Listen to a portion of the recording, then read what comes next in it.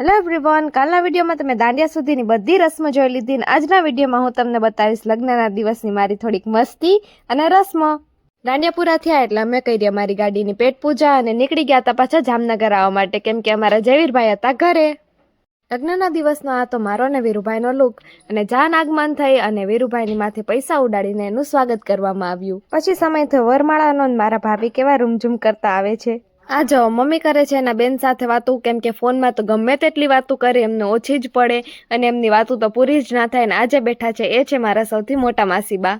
પછી અમે બેસી ગયા હતા ફૂલમાંથી પંખુડી નોખી કરવા માટે, કેમ કે હવે સમય થયો તો ફેરાનો.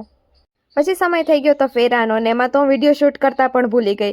પણ થેન્ક યુ મારી ફેમિલીનો કે હું ભલે ભૂલી ગઈ, એ લોકો વિડીયો શૂટ કરતા ના ભૂલા મારો. મેં પહેલાં જ કીધું હતું કે મેં થોડીક મસ્તી કરી હતી, તો એ આમાં છે.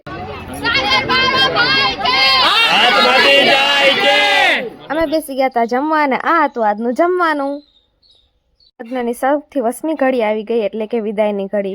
અને આ તો આજનો મારો વિડીયો. જો ગાઈસ તમને મારો વિડીયો જો ગમતા હોય તો લાઈક, શેર અને subscribe to my channel and thank you so much for watching. Bye bye.